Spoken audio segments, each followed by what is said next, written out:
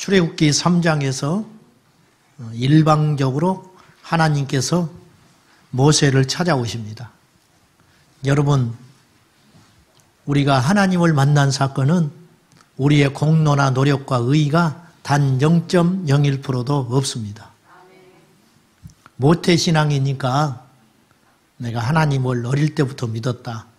그것도 하나님이 예정하신 겁니다. 그것도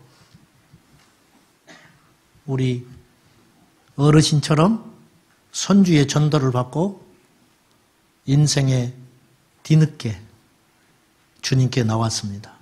얼마나 귀하고 얼마나 가까스로 마지막에 구원 열차를 올라탔는지도 모릅니다. 이것 또한 주님이 하신 일입니다.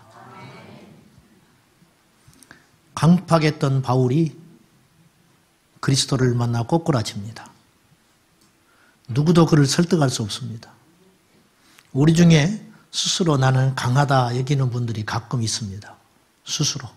난 누구 말을 듣고 설득당해 본 사람도 아니고 누가 믿으라 해서 믿으라는 사람이 아닙니다. 자랑처럼 이야기합니다. 하나님의 전능하심 앞에서도 그것이 통할 수 있을까요?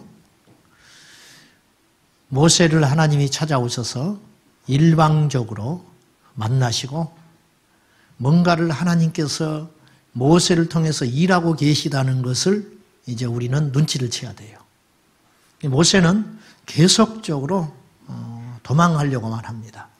나이는 많지, 자신에게 능력은 없지, 한편으로 이해도 되지만 계속적으로 핑계를 대요. 자, 하나님께서 모세에게 오셔서 내가 너를 통해서 내 백성을 구출하여 가나안 땅으로 데리고 갈 거야. 그랬더니 모세가 뭐라고 핑계를 댔냐면 출애굽기 3장 11절에 내가 무슨 능력이 있어서 그렇게 합니까? 그렇게 말을 하니까 주님께서 거기에 대한 답을 주셨어요. 내가 너와 함께 해. 너 혼자 보내지 않아. 내가 함께 갈 거야. 그렇게 설득을 해요. 그랬더니 모세가 또 핑계를 대는데 출애굽기 3장에서 13절에서 그렇다면 나와 함께 하시는 당신은 누굽니까? 가서 말을 해야 할 거 아니에요. 함께 하신다고 하니까 하나님이 그것도 들어주세요. 그래서 당신을 뭐라고 소개하냐면 가서 이렇게 이야기해. 나는 스스로 있는 자야. 에흐예 아세르 에흐예. 이게 이제 지난주에 말씀이었어요. 존재하는 모든 것을 존재케 하는 존재자. 그렇게 가서 이야기해. 자, 요한복음 1장 3절에서 주님은 말씀하시기를 시작. 만물이 그로 말미암아 지은 바 되었으니 지은 것이 하나도 그가 없이는 된 것이 없느니라. 이상 모든 만물이 그분으로 인하여 창조되었고 그분 때문에 존재하고 그분이 관리하고 계신다. 이게 이제 스스로 계신 자, 그 말을 풀어놓은 거예요. 그러니까 출애굽기나 요한복음이나 똑같은 말이에요. 로마서 11장 36절에 이는 만물이 주에게서 나오고 주로 말미암고 주에게로 돌아감이라. 그래서 그에게 세세토록 영광을 돌리라. 이렇게 선포했습니다. 맞습니다. 그분은 스스로 계신 절대자입니다. 그랬더니 또 모세가 무슨 핑계를 대냐면 오늘 4장 1절에 또다시 핑계를 댑니다. 자, 1절 봅시다. 시작. 모세가 대답하여 이르되 그러나 그들이 나를 믿지 아니하며 내 말을 듣지 아니하고 이르기를 여호와께서 내게 나타나지 아니하셨다 하리이다. 자, 이게 무슨 말이냐면 쉽게 말하면 이 말이에요. 여호와 하나님을 증거하면 당신은 믿을지 모릅니다. 이스라엘 백성들이 이미 당신에 대한 지식이 있기 때문에. 그런데 나는 믿지 않을 거예요. 하나님이 나와 함께 하신다고 내가 말을 해봤자 내게 증거가 있어야 그들이 내 말을 들을 것 아닙니까? 이제 그랬더니 하나님이 이것도 역시 해결해 주십니다. 네 손에 든 것이 뭐냐? 지팡이입니다. 던져봐. 던졌더니 그 자리에서 뱀이 됐어요. 그냥 사람이 못하는 일이에요. 다시 집어봐. 집었더니 다시 지팡이가 됐어요. 나중에 보겠지만 애굽의 술객사들, 점쟁이들, 마술사들도 이것까지 했어요. 이것까지 눈속임을 했는지 진짜 악령의 역사로 했는지 이것도 했어요. 여러분, 귀신도 어느 정도 일정한 능력이 있다는 걸 아셔야 돼요. 마귀도 능력이 있다는 걸 아셔야 됩니다. 근데 마귀의 능력은 파괴하는 능력이에요. 죽이는 능력, 실패케 하는 능력. 하나님의 능력은 살리는 능력. 마귀는 분열시키는 능력. 하나님은 일치되게 하는 능력.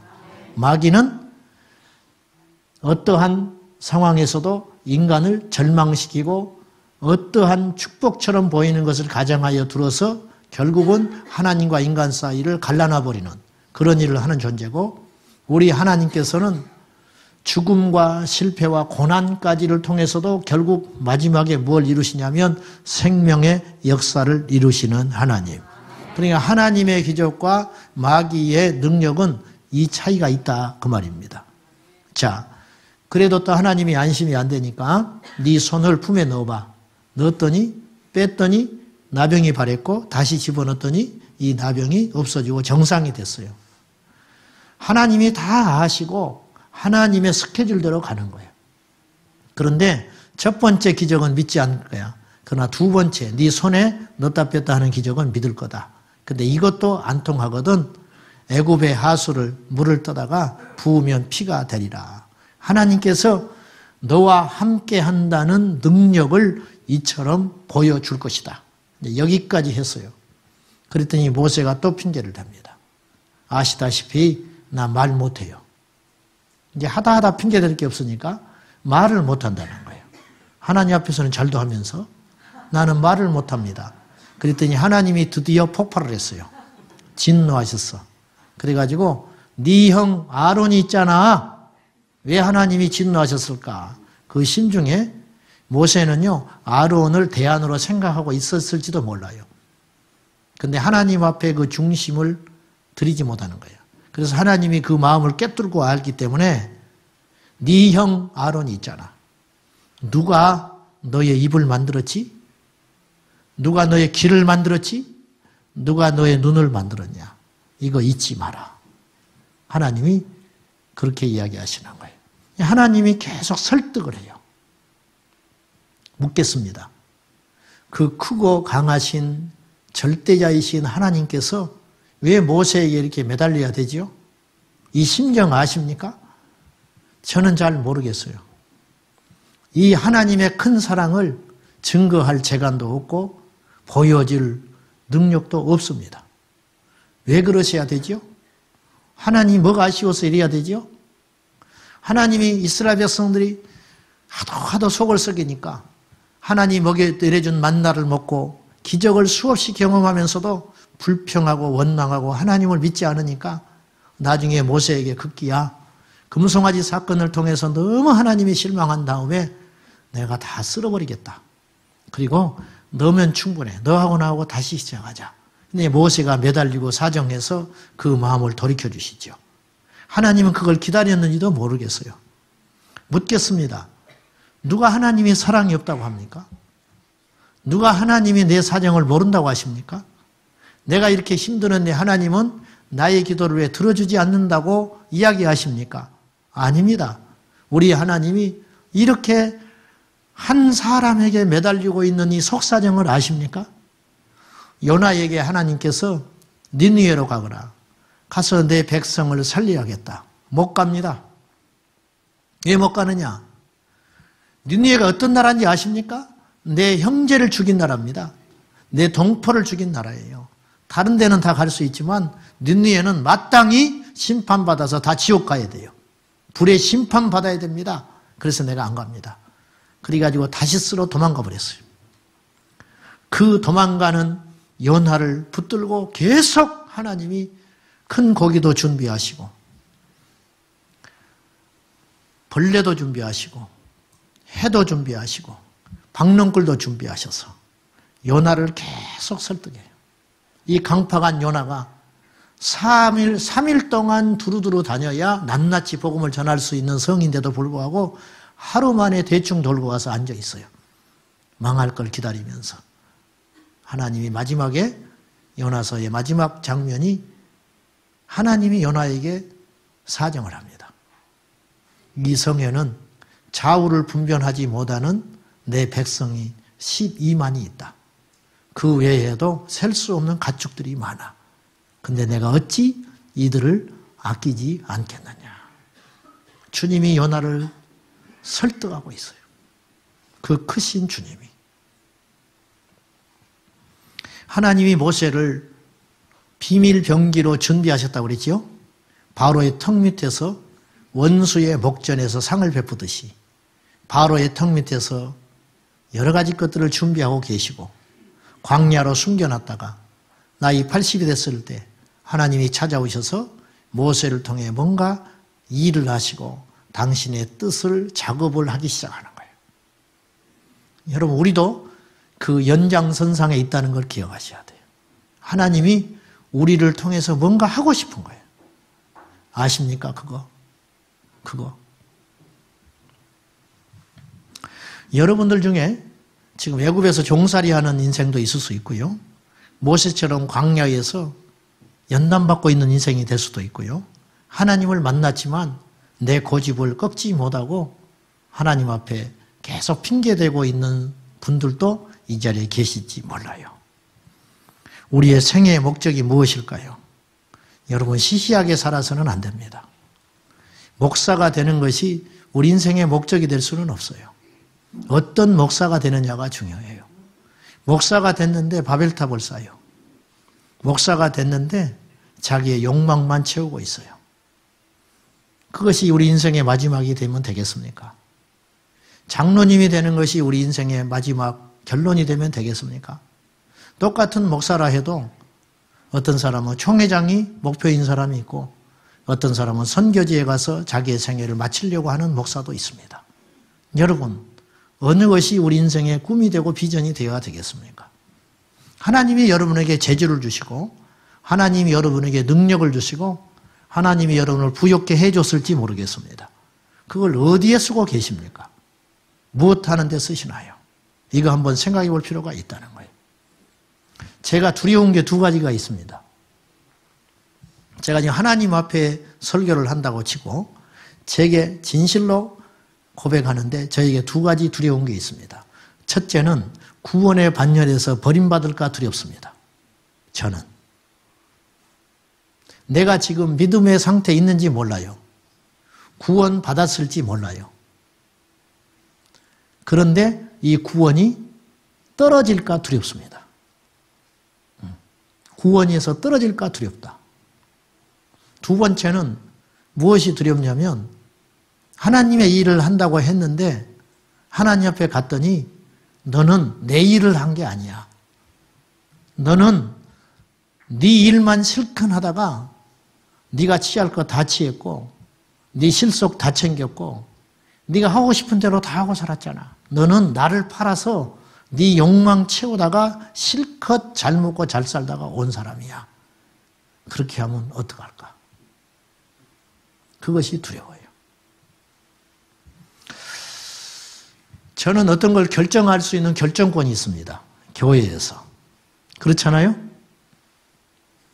저는 우리 부교육자들하고 의논을 하고 어떤 것을 지시를 할 수 있고 그분들에게 무엇을 요구할 수 있습니다. 저는 그때마다 두렵습니다. 무엇이 두렵냐? 이 결정과 이 판단과 어떠한 지시 내용들이 과연 주님으로부터 온 것인가? 아니면 내가 보기에 결정을 하는 것인가? 내가 보기에 좋아서 결정을 했고 내가 원해서 어떤 일을 결정을 했다면 그 마지막은 바벨탑이 되기 때문이죠. 우리 주변을 돌아보십시오. 이 땅의 교회들을 보십시오. 정말 하나님이 지배하는 교회 공동체가 얼마나 있는가? 우리 교회는 어떻습니까? 여러분은 어떻습니까? 그래서 믿음의 사람은 교만해서도 안 되고 염려해서도 안 돼요. 교만하다는 것은 하나님을 대신하여 자신이 뭔가를 한다는 생각이고 절망하고 낙심하여 있다는 것은 그분이 나의 생애를 끌고 가고 있다는 걸 믿지 않는다는 증거이기 때문에 이 두 가지가 다 불신앙입니다. 어렵지요. 교만하지 않기가 어렵고요. 성공했을 때 교만하지 않기가 어렵고요. 힘들고 실패했을 때 절망하지 않고 주님께 기도하는 거 결코 녹록지 않습니다. 그러나 우리가 만약에 그런 자리에 서 있다면 또 앞으로 우리 인생에 그런 환경이 펼쳐진다 할 때 절대 잊지 마십시오. 주 예수 그리스도를 붙들어야 됩니다. 주님이 묻습니다. 네 손에 든 것이 무엇이냐? 지팡이입니다. 이 지팡이는 원래 모세가 양을 치면서 오랫동안 사용했던 손때 묻은 흔하디 흔한 나무 막대기였을 것입니다. 그런데 그것을 던지라 했더니 하나님의 기적이 나타났습니다. 여기서 우리가 착각하기 쉬운 것이 있습니다. 그 지팡이를 자칫 우상화할 수 있다는 것입니다. 그 지팡이는 아무것도 아니에요. 증거. 그 지팡이가 아무것도 아니라는 증거는 무엇이냐면 그 지팡이는 앞으로 40년 동안 모세의 손에 들려 있을 수도 있었고 아니면 사용하다가 부러졌을지도 몰라요. 한 번은 반석을 세게 치기도 했잖아요. 그러니까 다른 지팡이로 바뀌어졌을지 몰라요. 지팡이가 능력이 아니에요. 지팡이는 바뀌어도 하나님의 능력은 유효합니다. 그리고 이 지팡이, 모세가 능력을 행했던 홍해를 가르고 반석에서 생수를 깨뜨려서 냈던 이 지팡이를 할지라도 이 지팡이를 이방인, 믿지 않는 자가 사용하면 절대로 이 지팡이는 능력이 안 나타나는 거예요. 우리가 믿음의 대상을 잘못 설정할 때가 너무 많아요. 사람을 믿음의 대상으로 생각해. 저 사람한테 기도받으면 날 거다. 그런 소리 하지도 마시오. 그 사람에게 기도받는 걸 어떻게 나요? 과거에 났으니까 그때 하나님이 역사한 거예요. 잠깐. 어떤 장소에 가면 능력을 받는다? 그런 낭설이 어디가 있어요? 법궤가 무슨 능력이 있습니까? 여리고성을 돌 때 법궤를 앞세워서 돌았습니다. 그래서 법궤가 능력이 있어서 여리고성이 무너졌습니까? 아닙니다. 하나님이 그 시간에 함께 하셨고 이스라엘 백성들이 순종하는 믿음 때문에 여리고성이 무너진 것이지. 무슨 소리 질러서 무너졌으며 나팔에 무슨 능력이 있으며 법궤가 무슨 능력이 있습니까? 엘리야의 겉옷이 무슨 능력이 있습니까? 요즘에 신앙을 빙자하여 샤머니즘적 어떤 종교성들이 교회 안에 너무 판치고 있습니다. 어떤 특정한 사람, 그 사람이 입었던 옷이 능력이 있다고 주장하는 사람도 있고 그런 말도 안 되는 소리. 그것이 만약에 능력이 나타난다면 그것은 하나님의 능력이 아니라 그 자리에 사단의 미혹이 있는 것입니다. 안 되는 것입니다. 제가 지난 금요일 날에 잠깐 언급했지만은 어떤 탁월한 목회자가 있다 할지라도 그분을 욕할 생각은 전혀 없습니다. 그분이 돌아가신 다음에 그분의 영상 설교를 가지고 계속 예배드리는 거. 하나님이 원하실까요? 아니에요. 이제 하나님이 그때 잠깐 쓰는 것에 불과한 거예요. 여러분 잊지 마세요. 지팡이를 주목하지 마세요. 참 능력이신 하나님을 주목해야 됩니다. 장담할 수는 없지만 제가 한 20여 년 정도 이제 목회할 수 있을 거 아니에요? 그 전에 죽을 수도 있어. 그 전에 죽을 수도 있는데 일단 산술적으로 우리 교단에서 보장한 이거 올해도 해먹네. 그러면 20년 동안 뭔가를 한다고 할 때 그 마지막 결론이 주의 이름과 주의 영광이 나타나느냐? 그걸로 끝날 수 있느냐? 그렇지 않다면 저는 저주받은 자가 되는 거예요. 아무리 사람 보기에 어떤 일을 행한 것 같고 그렇다 할지라도 그것은 지옥 가는 급행열차 올라탄 거예요. 오직 주님의 영광과 주님의 행하신 흔적만 남았으면 좋겠습니다. 우리 교회도 마찬가지고 우리 모든 사역에서도 마찬가지입니다. 사랑하는 여러분이요. 다시 한번 이 믿음의 근본으로 돌아가야 돼요. 지팡이를 보지 마세요. 모세를 보지 마세요. 바로도 보지 마세요. 홍해가 갈라진 거 보지 마세요.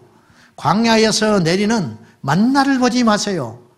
주님께서 모세를 통해 설교하시면서 말씀하시기를 이스라엘 백성들을 앉혀놓고 이제 가나안 땅에 입성하기 직전에 신명기서에 모세가 세 편의 설교를 하는데 거기에서 이렇게 이야기합니다. 너희 조상 듣지도 못하고 알지도 못했던 하늘에서 내리는 만나를 너희에게 먹이신 그것을 기억하라. 그 이유가 무엇인지 아느냐? 만나를 주목하면 안 된다는 거예요.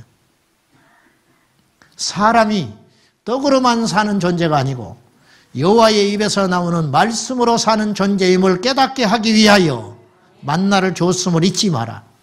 즉 너희들을 살리려면 만나가 아니라 다른 것으로라도 능히 살릴 수 있다. 그러나 너희를 죽이려고 한다면 만나를 아무리 먹어도 죽는 일이 일어날 거다. 만나가 핵심이 아니다.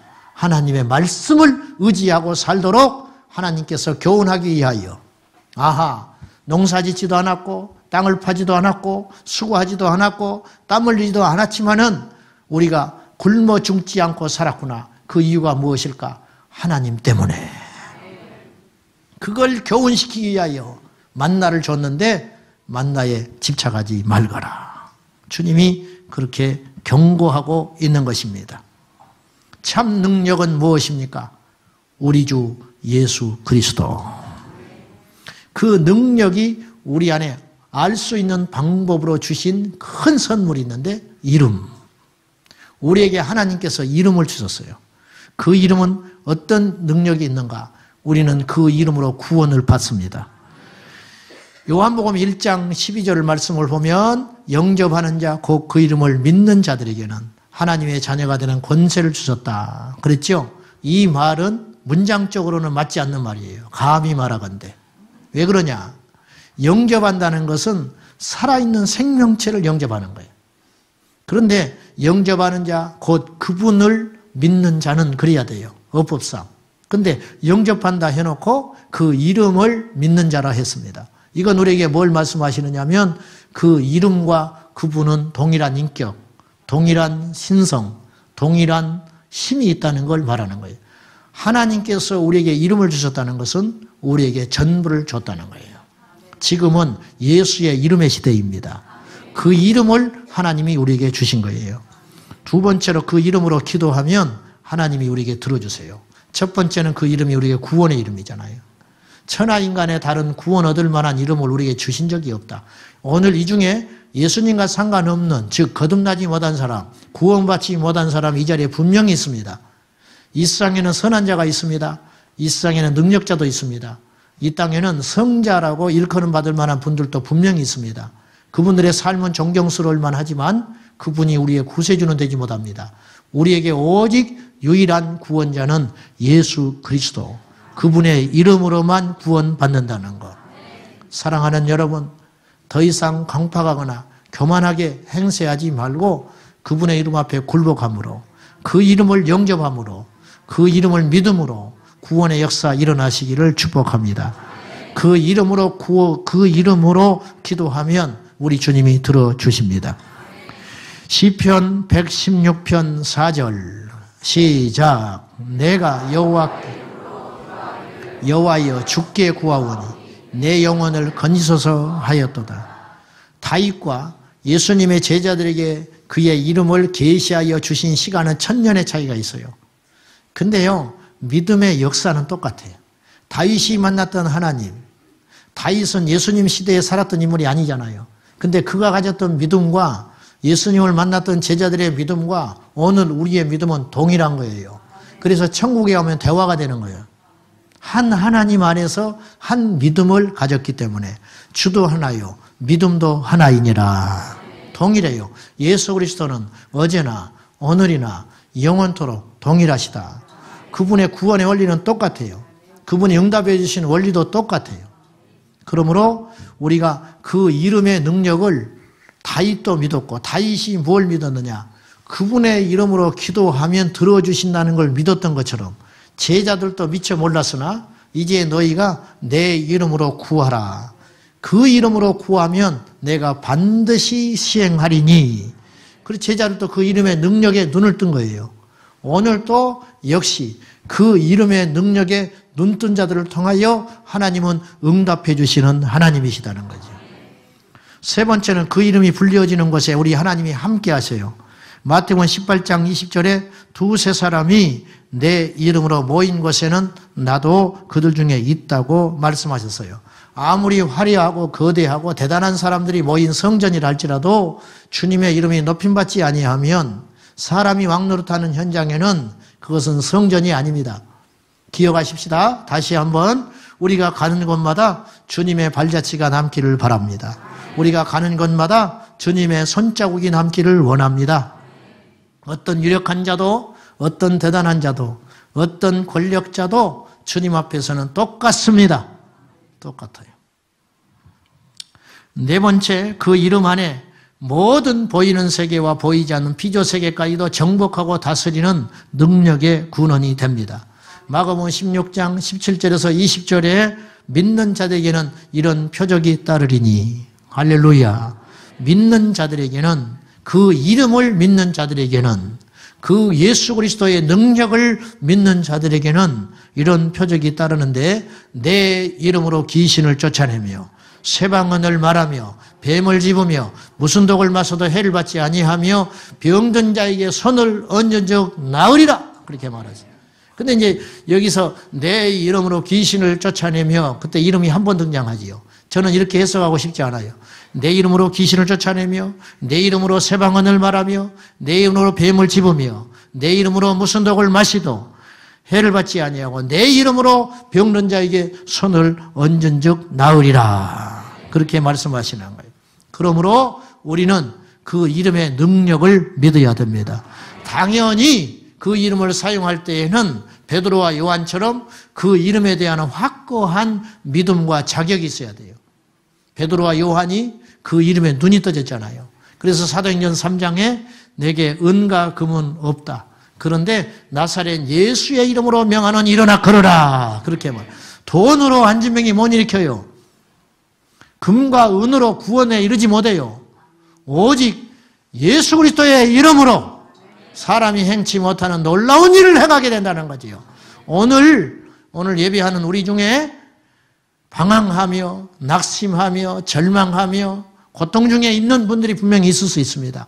헛된 소망을 내가 불러일으키려는 게 아니라 예수의 이름 앞에 무릎을 꿇고 그 이름의 능력을 믿고 그 이름을 사용하는 자에게 오늘 또 여전히 그 이름은 능력이 있는 이름이다. 아멘입니까?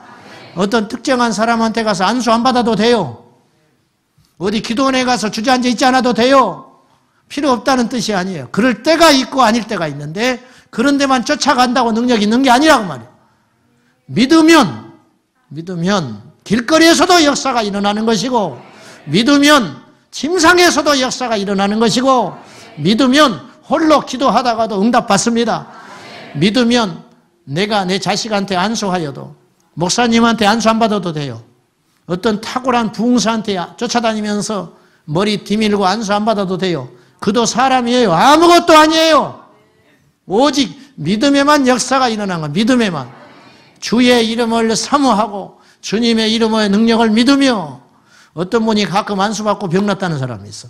그건 안수를 했기 때문에 병난 게 아니고 하나님이 쓰는 통로, 그분의 믿음이 하나님께 상달돼 가지고, 어떤 사람이 병을 고쳤다면 다 고쳐야 되잖아요. 근데 어떤 사람은 고침받고 어떤 사람은 고침받지 못하잖아요. 그러므로 그것도 하나님의 소원에 있는 거예요.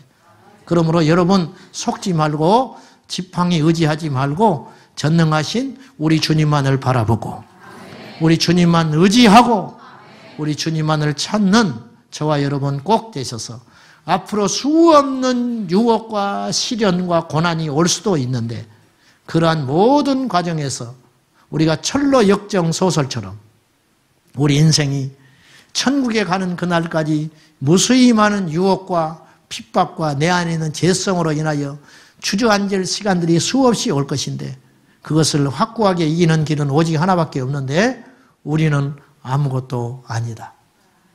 우리는 아무것도 아니다. 오직 우리 주 예수 그리스도, 그분만을 바라보고 주목하며 나갈 때 하나님의 크신 역사가 나타나게 되는 것이지요. 하나님이 아론을 붙여주십니다. 누가 입을 지었느냐?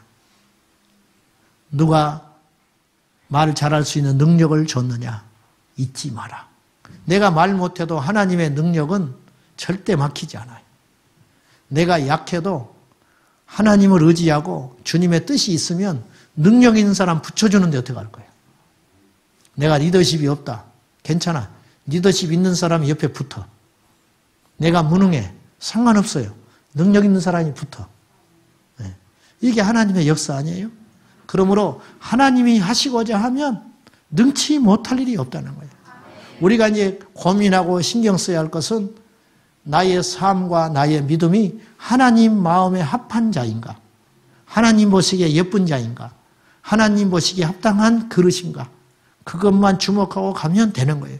근데 갔는데 내가 어떤 큰 일을 이룰 것 같았고 내가 뭔가 큰 일을 하고 싶었는데 내 인생을 돌아보니까 별로 시시하게 내 인생이 끝났어요. 그래도 아무런 후회가 없어야 돼요. 왜? 주님께서 나를 통해서 그 일을 한 것이면 만족한 거예요. 아멘이죠? 그렇게 가는 거예요. 그리고 천국에 가면 동일한 상을 받아요. 그러므로 1등 하려고만 하지 마요. 전부 1등 하면 꼴찌는 누가 해요? 전부 나설 필요가 없어요. 전부. 찬양대도 그렇잖아요. 노래를 진짜 잘하는 사람은 소리가 안 나는 사람이에요.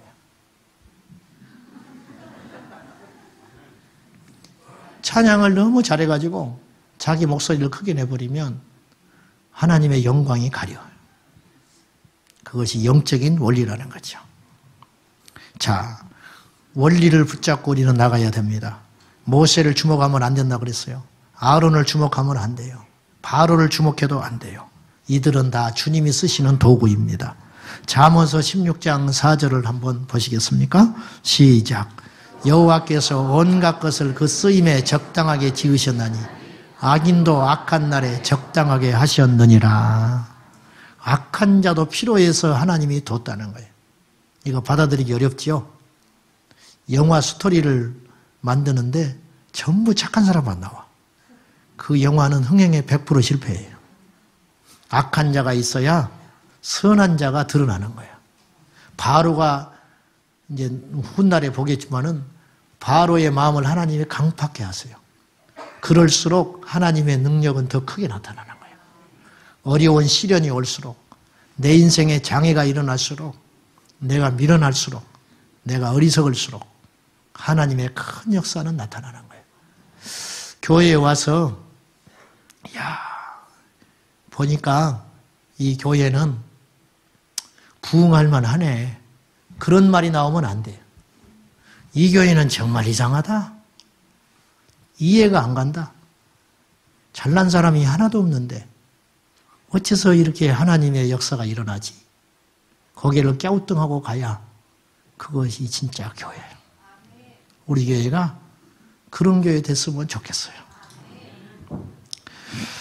뉴욕의 브로드웨이에 가면 1988년부터 30여 년 가까이 공연되고 있는 오페라가 있어요.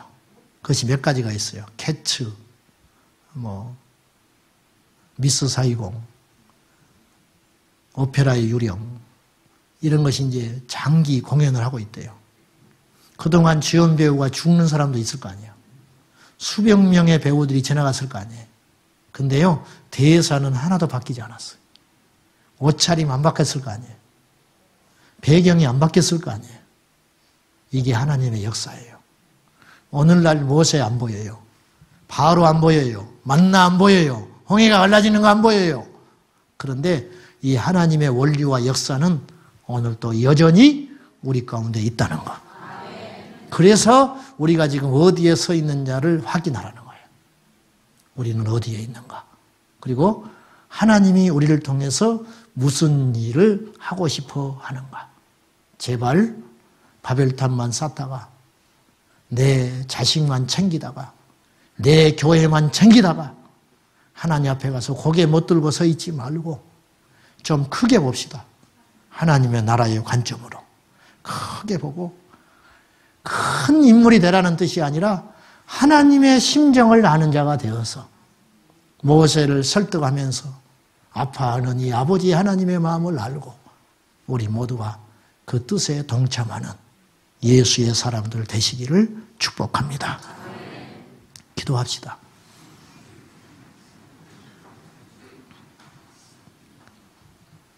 역사의 주인 되시는 아버지 하나님, 오늘도 이 시대의 역사를 써가고 계시는 하나님 아버지, 우리 안고 일어섬을 아시고 우리가 이 시간에 예배하며 이 시간에 우리가 어떤 찬양으로 하나님께 영광 돌릴 것까지도 아시는 하나님, 그 하나님이 우리와 함께 하시고 우리를 통해 무엇인가를 이루고 계심을 믿습니다. 하나님의 나라에 거침돌되지 않게 하시고 하나님 나라의 바로가 되지 않게 하시고 하나님 나라의 모세가 되게 하여 주옵소서. 주님, 지팡이를 주목하지 않기 원합니다. 이 땅에 일어나는 기적을 주목하지 않기를 원합니다. 이 땅에 일어나는 거대한 바벨탑을 주목하지 않기를 원합니다. 주님만을 보게 하여 주옵소서. 예수님의 이름으로 기도하옵나이다. 아멘.